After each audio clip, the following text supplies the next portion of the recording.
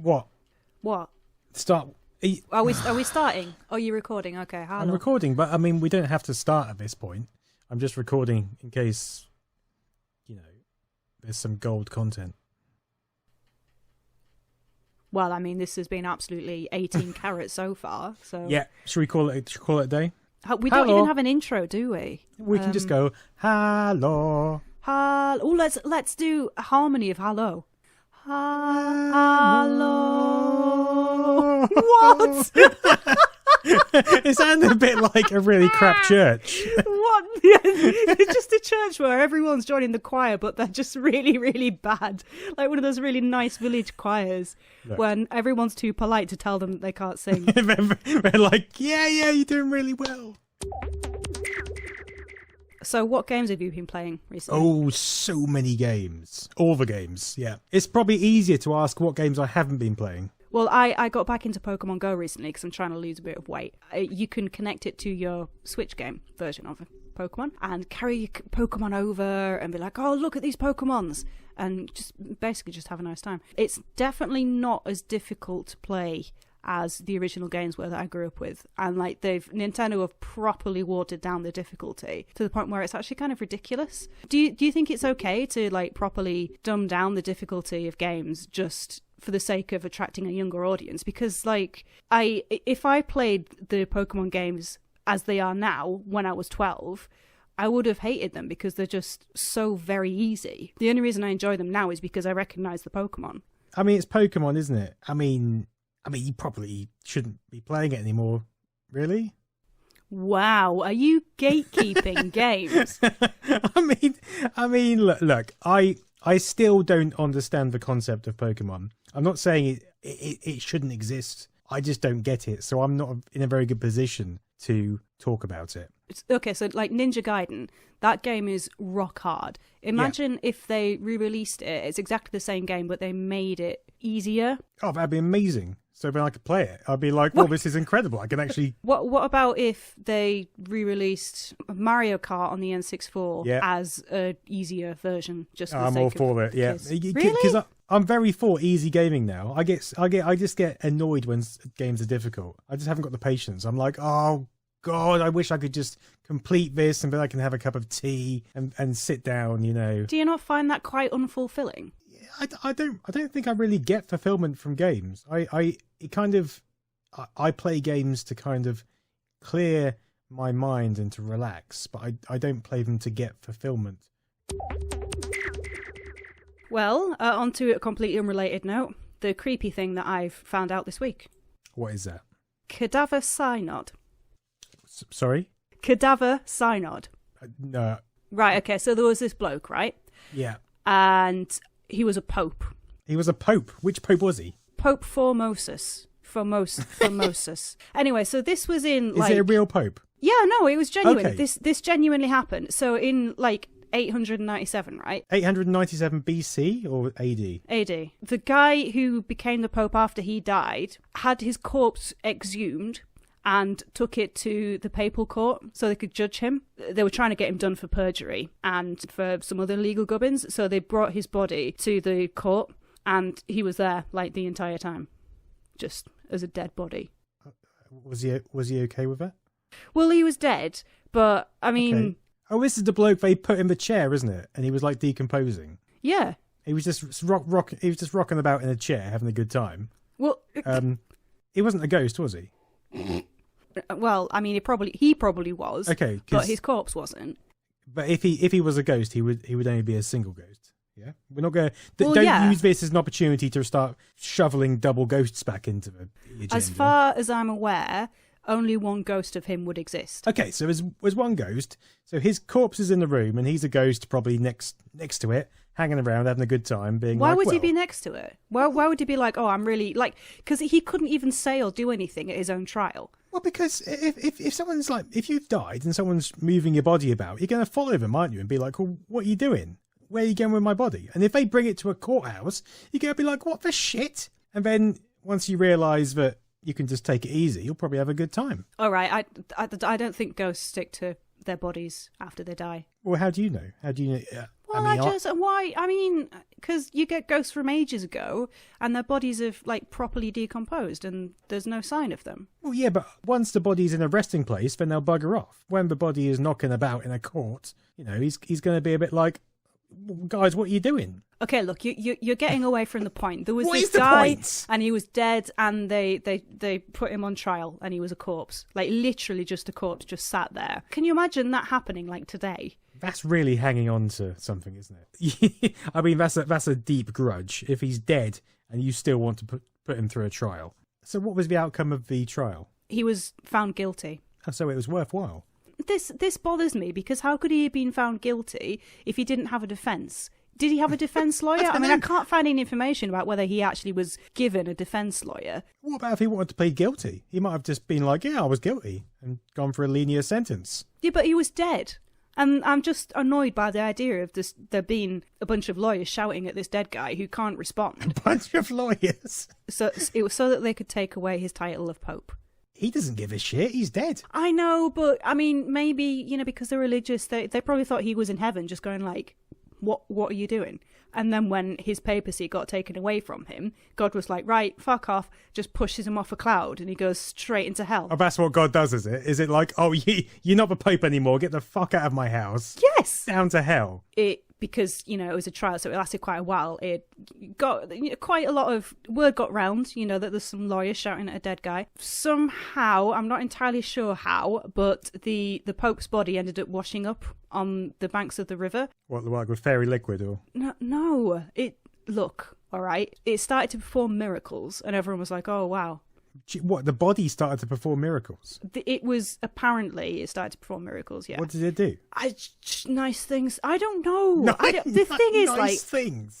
Back then, people were mental. They thought miracles could have been absolutely anything. I mean, there was that woman who made a load of money because she kept, shoving dead animals up her vagina and saying that she was giving birth to rabbits. They were so easily fooled back then because they didn't have anything else to compare it to, did they? Well, she was obviously clever. I mean, they can't have all been stupid. She was onto something. She's like, grab a few rabbits, lob them up there, make some cash. She eventually got done for that, I think. What do you mean As done? you would. Well, she got executed, I think. I imagine she'd have quite a nasty vaginal infection to start with. I mean, so that was probably a relief.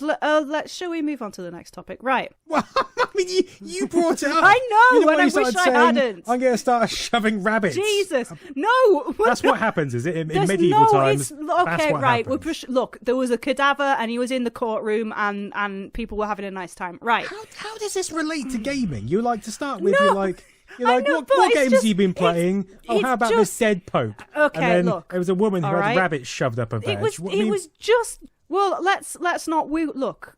All right. I just wanted this podcast to be about weird stuff, and I think we're getting there. I think we're good. Right. Let's talk about something cute. Okay. So seals, right? Oh, I love seals. When seals are happy, they turn Great into singer. I mean, he top of the charts for a while. But anyway, so when the animal seals get happy, they turn into bananas. How cute is that? What do you mean turn into bananas? They turn into bananas. It doesn't turn into a banana. No, it turns into the shape of a properly the shape of a banana. No, it doesn't. It does. If you see a seal that's dead happy, right, it looks like a banana. And it just sort of rocks back and forth because it's like, I'm having such a good time. What do you mean? Bananas come in all sort of shapes. You get straight bananas. Conventional banana shape. That curve. They turn into a banana. Right, end of anecdote. Right, so literally you can pick up a seal when it's happy and just chomp on it.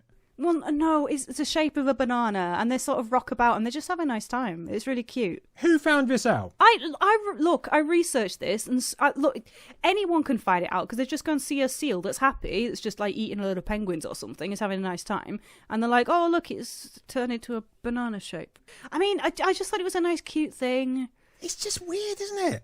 I mean, well, look, you can't just walk up to someone and say, "Hey, do you know that seals turn into bananas when they're happy?" Why not? You can't do that. We can't do that. You can't put someone in that situation. They'll be like, "Oh God, what's wrong with you?" And it's a disturbing conversation. You know what? I'm certain that the listeners of our podcast would like that.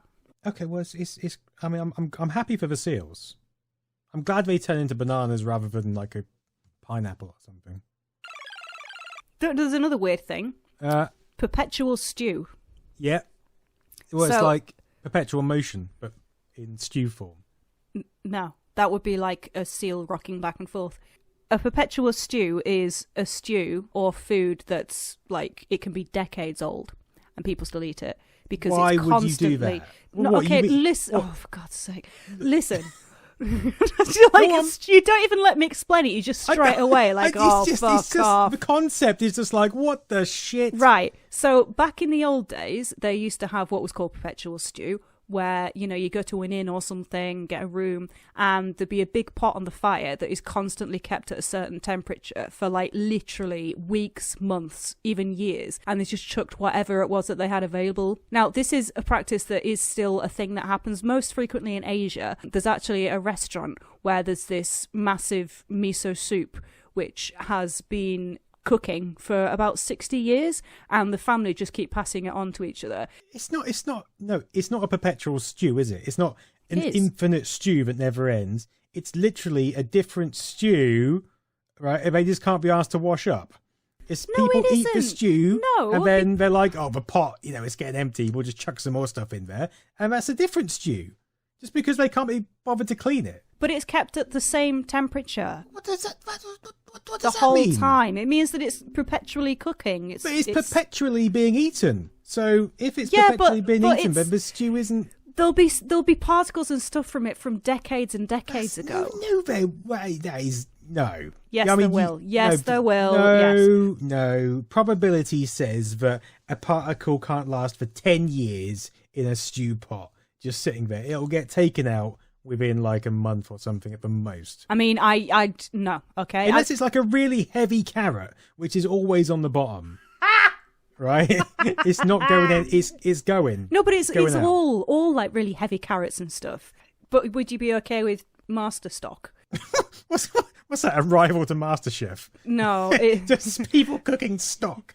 It's basically the same thing as a perpetual stew, but the stock that you get after poaching and braising and vegetables and stuff, but it's perpetually added to in the same manner. The thing that's perpetual is the heat and the lack of washing up. How do they keep it non-ruined for 60 years? I probably don't, do they? They probably... Yes, they do. Right, okay, well, no, I found it. If it goes bad... There's this restaurant, excuse me, there's this restaurant in Japan, and it's kept the broth simmering since 1945, only because the previous batch was destroyed in World War II. Has anyone told them that there's global warming? Well, I think the master stocks don't need to be warmed all the time. Well, then it's not perpetual, is it? It's just... It will not be immediately reused. It will be boiled, skinned, strained and cooled, and then it will be brought back again. Everything's reused, isn't it? Everything is reused. Our water is recycled piss. Our water supply is perpetual water. You know what? I love the fact that it takes so little to get you riled up. I'm like, oh, look at this cool thing. Like, literally, right, should we go to Japan and go to that restaurant now? You just burst in. Like, no, this is not perpetual stew. I just smash the pot over. Yeah, it's just absolutely livid. There. It's like been passed through for generations. It is properly sort of sacred thing. You're there like, no, it's not, just smacking them with a pan. I mean, when you put it like that, it sounds quite ignorant. Just completely decimating someone's culture. All right, look, I'm happy to drop it. All right. Right. Okay, I've seen the error of my ways. I okay. appreciate that. I thought we could read kids' jokes to each other. Honestly. So go on @KidsWriteJokes on Twitter. Okay, you ready? Ready for some amazing jokes? I've never been more ready. Knock, knock. Hi. Interrupting cow. I haven't even finished it. That's all I need to know. Come in, sit down, mate. It's good to have you. Ah, that's a good joke. All right, knock, knock. Hello. A common cow. Hey, I've got your mate in here. Come in, take a seat. We'll have a great time. Knock, knock. Hi. Banana. Are you a seal? What are you doing in my house? Why are you so damn happy? Okay, I think you should read them because I can't. Okay. I can't. Okay, so a monkey danced. Why? Why? To impress girls. It was a dark and creepy night. There was a black and white figure in the forest. It was a cow.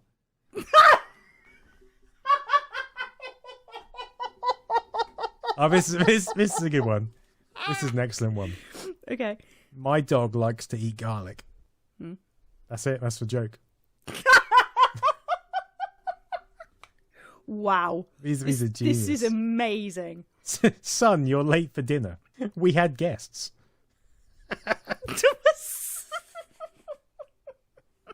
What's a skeleton's favourite food? Perpetual stew. Rice. What? It's rice, isn't it? No, Obviously. it is not rice. If you're Why a is it skeleton, you rice? like rice. No, I don't get that. I need to. The kid that wrote that needs to explain that to me. Knock, knock. Who's there? But But who? you live on Butt Island. Well, that one is true. What's the banana's favourite thing to eat? I don't know. A horse. What did the ocean say to the person? Get off me. Just get off me, mate. I'm just having a nice time and you're dunking yourself in me. Oh, this is a good one.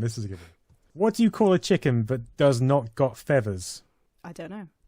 A naked face. Absolute classic.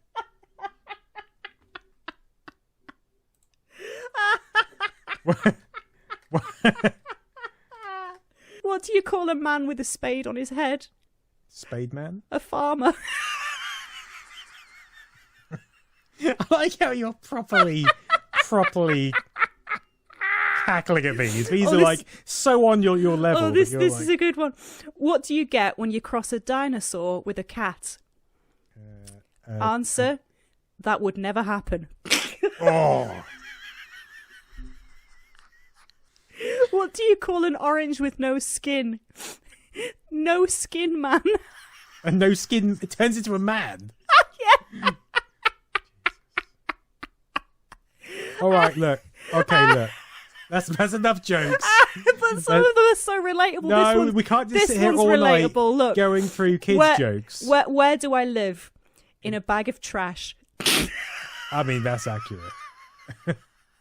And why did the egg get arrested? The cops didn't know what it was. What the hell am I? Police are like, right, come on, mate. He's just panicking. What am I?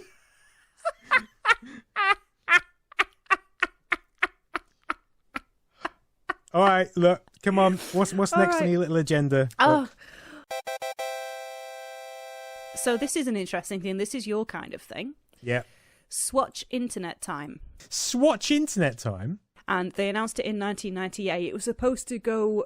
They were trying to challenge sort of general time, and how they were doing it was they were saying it was like a time for the entire world as opposed to being in time zones. Each solar day was divided into 1,000 parts, which they called beats. Oh, yeah. Yeah, so you were able to sort of say, oh, I'm doing this at 9:83 beat time, and everyone would know that means 10:30 or whatever. That'd be quite straightforward. You wouldn't have to coordinate. Say you had 10 people in 10 different time zones. That's a massive ball ache. You can say like 4 p.m. GMT, but then some people will translate the time wrong and they won't account for British summertime. Whereas this would be good.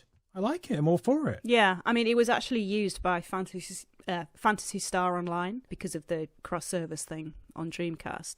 So it did actually have applications, but it didn't stick. Swatch did release watches which had these beats on them. It was called Beale Mean Time, and it was still technically a time zone because they took the start of these 1,000 beats as being where in Switzerland where they make Swatch. Oh, so this was a Swatch thing. So Swatch made it, and then they were trying to push it. Yeah, it's because they made a whole line of watches called beat watches that they were trying to, flog with this thing. You're not going to know what beat the day is unless you have a beat swatch. That's a crazy thing to try and push. Imagine going to the marketing department with that. Like, we're going to make a new time. And they're like, yeah, all right, fair enough. No, it's fascinating, isn't it? I mean, I would like to know more about it because just the idea. Can you imagine now a marketing company being like, okay, right, so we don't like the metric system. Let's change it to flobbity gobbets. And everyone's like, okay, well, no, But for some reason, they still managed to get Flobbity Gobbets through the marketing on, just like trying to make everybody measure everything. I mean, that sounds like 90s marketing in a nutshell, doesn't it? It's crazy. They wouldn't get away with it now. Yeah, 90s marketing was mental. I mean, I suppose that it was a very experimental era. Tech was still very young. Yes. You know, you've got things like the Q Cat. I mean, that's just useless. Well, can we keep that on the low, please? Because I haven't made my video about that yet. And if people hear Q Cat, they're going to be like, what is that? Well, this means that you can't do a video about Swatch internet time then. Well, I can. Okay. I'll do it now. Well, go on then. I will. I'll get a Swatch. I'll go on live and find one of these watches, and then I'll start living my life by it. But just me, the only person in the world who's using that time format. People are trying to book meetings with me. I'm like, yeah, I'll see you at 512 beats. They're like, what? I might do that. That would help me to avoid all meetings, which is ideal. Talking about analog clocks, did I tell you that my new car has got an analog clock in it? So I bought a Renault 19 from 1990 because I'm going to make a video about it. Because I've always wanted to make a video about a car. So this one popped up and I bought it. And it's amazing. It's got an analog clock in it, which is the highlight. Because imagine a car today, a modern car, is having a whacking great analog clock on the dashboard. It did look quite nice in the photo, but I'm just thinking, because my dad is a big fan of old cars. He has a Riley RME, which he restored from absolute scrap. That's from like 1950s. And also he's got the MGB from 1960, I think it is, that he had when he was a teenager. He's still got that. I remember when I was growing up, he would sort of drag us out in this friggin' MG, and he had to refuel so frequently. And also it sounded like a bomb going off. I mean, it was mental. I remember him rolling up at the school car park to pick me up when I was like 16, and just everyone turning and looking at this guy just in this MG with this, like, the engine was like just bouncing off the walls of the building, and everyone was staring at him, and I was like, oh my god. You get out with your hand over your face. And that's what I did. I walked past him with my hand over my face and was just sort of like, can you go down here away from the people? I mean, this isn't that type of car. This is just like a 1.4. Okay. I mean, the fuel economy is pretty good, actually. It's a bit ropey in places. The engine didn't like being on earlier. I tried to start it, and for 5 minutes it was complaining a lot about being on. I mean, it's very much like you. Just waking up like, oh God! Just flailing. Just leave me alone. It was such an effort to steer it because there's no power steering. It's like me getting out of bed and just kind of, rocking around the house. Oh my God, this is 100% you. Which reminds me, my bed desk is coming tomorrow and I am absolutely stoked. I cannot wait. Just want to lie on the sofa on my bed like, and just type. It's going to be awesome. The problem with this is, because your bed desk is like a little desk that you put over your kind of lap, isn't it? You're not going to get out of bed ever again. You'll wake up, you'll roll over, you'll pick up your bed desk and you'll be like, oh. I don't see what the problem with that is. I mean, at least I'm working. It's all right, but you might get bed sores and you've got rats to deal with. Look, it'll be fine. It'll be fine. I mean, my friend who, she was the one who alerted me to it. She reconnected with me recently. She's a writer in London. So obviously she's able to just stay at home. And she was saying that the bed desk is an absolute game changer. So to make herself feel better for never getting out of bed, she's like, I need to share this with my friends so that there's other people in this filthy club. What? Of not moving. I am more than happy to get involved in that club. I said to her, I have never heard of a bed desk. I am That's literally... why she phoned you. She told me about it and I ordered it instantly. I was right. She's probably been hired by the marketing team. She was like, I can get you a sale probably. Instantly. I know the perfect person. Because I ordered one and that was it. And then we complained about Tom Nook for a bit. She's got the special Animal Crossing edition of the Switch, which has the picture of Tom Nook and his two little nooklets waving at people. Angry. What do you mean waving at people? What, on the cover? I was actually going to get a Switch case for you, which had that design on it, because even though it's Tom Nook and his little nooklets, right, it's him on a tiny little island waving. So I thought it could be like, oh, is you abandoning him on an island and just leaving. So it's like, from my perspective, as I take off before I nuke the island, I don't want to take his kids out. That's a bit harsh. I just want Nook on there. You just want him. Yeah, I don't want to happily admit to nuking children on a podcast. I just want Nook. Yeah, but I mean, Peter, think about it. Those kids are going to end up like him. They already are, though, aren't they? Well, yeah, exactly. They're running a shop and they've got aprons. I mean, it's an issue. You go in the shop and they're like, do you want this? Oh, do you want to check this out? And you have to deal with one to sell stuff, don't you? You literally barter with a child. And he's like, nah, mate, I'm not giving you that. You know, best you'll get is a tenner for 500 tomatoes or whatever. It's like, fuck off, mate. You're 5 years old. Oh, I need to start playing that again, but I'm still livid about the turnip incident. Look. I need to start playing it again, but the problem is I'm in my tent and I can't progress because I refuse to get a house. It's not as much fun. Well, get a house. That's the point of the game. I don't want a house. I'm in a catch-22. I don't want a house because I don't want to be in Nook's pocket. We've been through this. All you need to... Look, you take out mortgage, you pay it back instantly with the bells that I sent you. No, I shouldn't have to take out the mortgage if I've got the money. What we need to do is, I really think that we should stream us playing Animal Crossing together, because I want... So for anyone listening who isn't quite clear, Peter is not joking. He genuinely refuses to play Animal Crossing the way you're supposed to play it because he hates the capitalist scum that is Tom Nook. On Peter's Island, there's literally a tent, an absolute shit ton of weeds because he says he likes a natural look. Hey, I've been sorting that. He's collected like a load of items, but you can't put items in the tent apart from like a camp bed and a lamp. So there's like just a scrapyard. Genuine, there's just all this shit. Because I kept sending you stuff for a while. So I sent you like a rice cooker, a hi-fi system, and it's all just there in a field. And there's just you in a tent. And there's just all this shit just on a field. What am I supposed to do with it? But I mean, what about the other islanders? They're like, well, what's this? There's a rice cooker in a field. They don't come and visit me. And if I try and go and visit them, apparently they're never in. They're like, no, I'm not in today, mate. Well, no. It's like they refuse to associate with me because I live in a tent. Well, yeah, and you've got a rice cooker, and you've got all sorts of items. Just they probably see you coming and they just hide in a cupboard. I mean, if Nook kicks me off the island, I'll be happy. I can start my own island without his shitty rules being imposed on me. I didn't want to come to his island. I can't even leave. The only place I can go is to someone else's island, and then they've got their own version of Nook. You can't ever escape. Look. We can't get stuck on this notion of Tom Nook on every we can't. podcast. Literally, it's going to last just a rage about Tom Nook. like 20 hours. What I was going to do was we'll do a regular segment where I read infamous fan fiction, or at least, part of it, and see if you think it's amazing, like Rise of the Robots level or whatever. No, obviously not. This is a very, very famous fan fiction, and I will abridge it, but it's quite short anyway. This is Legolas by Laura. Have you heard of it? Yeah, sure. Yeah, okay. This kind of thing is really sweet because it's obviously written by someone who must be quite young. And I used to write fan fiction when I was this young as well. Maybe one day I'll get you to read it on one of these podcasts. What your fan fiction? My fan fiction, yes, it is still indeed online. Let's listen to Legolas by Laura. Legolas was riding along the woods, and one day he found a baby, waped in cloth. So he got off his horse and went to the baby, and then Legolas said, "Who left you here, little one?" And then the baby just cried, and then Legolas picked her up and hold her, and then the baby stopped crying, and then Legolas said, "Your name is going to be Laura." And then Legolas and the baby went onto the horse and went back to the castle, and she said, "Father, mother, I found this little baby in the woods." And then Legolas' mother got up and walked down and said, "How do people put baby in woodlands to die?"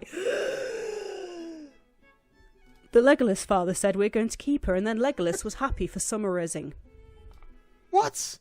That was the intro. Whoa. What do you mean that was the intro? So that was the intro, and there was one full stop in it. Oh, okay. 10 years later. What? It just jumps to 10 years later. Okay, yeah, good. Legolas got up and went into Laura's room and said, "Good morning," and then Laura said, "Good morning too." Then Legolas said, "What's the matter?" And then Laura said, "Legolas, I want to know how to ride a horse." Then Legolas said, "Okay." Then Legolas said, "First you dress us and have something to eat, and then we will go for a horse ride lesson." Meanwhile, Strider and Gandalf was riding towards where Legolas lived, and then Strider said, "Gandalf, I do not know Legolas had a sister," and then Gandalf said, "I did not know as well." Meanwhile, at it's a bit of chit chat. Dark Lord was planning. Oh, I didn't know either. To kidnapped the princess, but not the boss of the orcs came and said, I'll get her for you, sir. And then the Dark Lord said, yes, you can. Okay. Yeah, go on, mate. All right, I need to abridge it. Okay, but I mean, there seems to be like a massive chunk of superfluous information, like Right. a key plot point. Look, Gandalf and Strider have shown up, okay? Right. Yeah.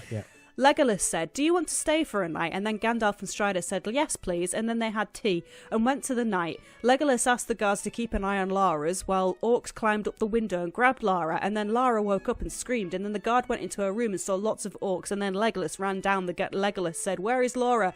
And the guard said, the orcs took her. Yes, fair enough. A few hours later... Is this the whole of the Lord of the Rings? Legolas and the others was on the way to Mondor to save Princess while in the cell while Laura was kept to keep Laura woke Mondor, up. It's like the oldie version. Little. That is how it's written. And there was blood and scars. She could only move her right arm, but not her left. Laura said, I feel so cold.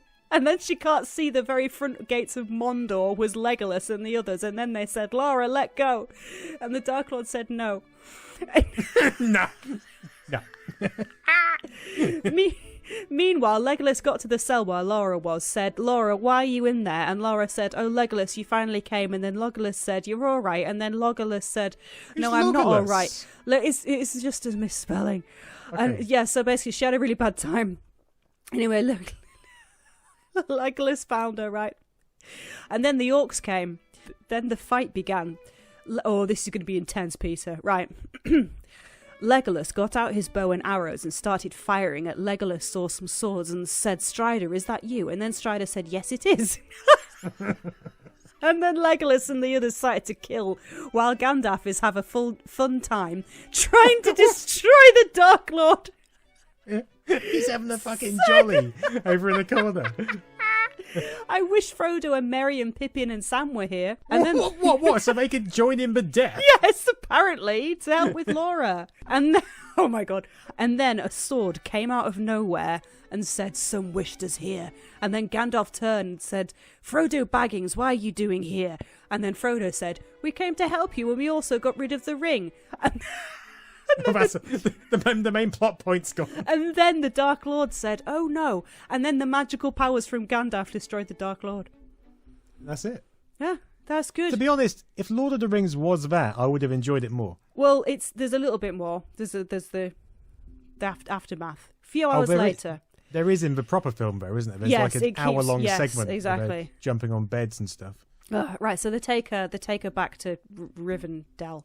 Right, a few hours later, they were at Rivendell and Legolas stayed at Laura's side every day until she wakes up, and then Legolas kissed Laura on her lips, and then she moved her arms around Legolas, and then Legolas said, are you all right? And then Laura said, yes, I am. Legolas said, I'm so happy. And then Laura said, do you want to be my boyfriend? And then Legolas said, yes, I will be your boyfriend. And then Laura and Legolas kissed, said, what happened to me, Legolas? And then Legolas said, you were kidnapped by the orcs, and also you were almost beat to death, and then the Dark Lord gave you some poison. And the Laura said, why I can only move one arm. And then Legolas said, your left arm is broken. Then the door opened and it was Strider. And then Laura said, hello, Strider. And then Strider said, I see you're awake. That's it. I see you're awake. That's how it ends. I see you're awake. That's how I end any story, to be honest. I mean, that is a very, very famous fan fiction, and it's completely written in earnest. It's better than the script for... Yeah. It's It's superior. It's better than Tolkien's book, let's be honest. It is absolutely superior. I mean, let's not even talk about the fact that she was a baby and then it's 10 years later, so she can't be more than like 11. Well, I like that because you have to set the scene of being born, you know, because... Yeah, but also it was Legolas that found her and then brought her up as his brother. So she's 11, wants the brother to be the boyfriend. Maybe some more time passed. No, it didn't. It literally... I mean, the author is very, very careful to make sure that you know it's 10 years later. And then it's like, boom, all come together in one go. Well, yeah, I mean, it all kicks off. I mean, the thing about Lord of the Rings is it's a long book, and I haven't got the time or patience to read that. But if it was like that, I would happily go through it. Oh, in fact, thanks for bringing it to my attention. I'm glad you enjoyed it. I really did. Okay, right, let's sign out. How did we do it last time? I think we just sort of said Bye. I know we did like a proper thing. Did we? I've been Nostalgia Nerd. This is... Right, let's start that again. Thanks for listening to the second episode of the Octanerdle podcast. I've been Nostalgia Nerd. And I've been Octavius. 3, 2, 1. Are you dying? Are you okay?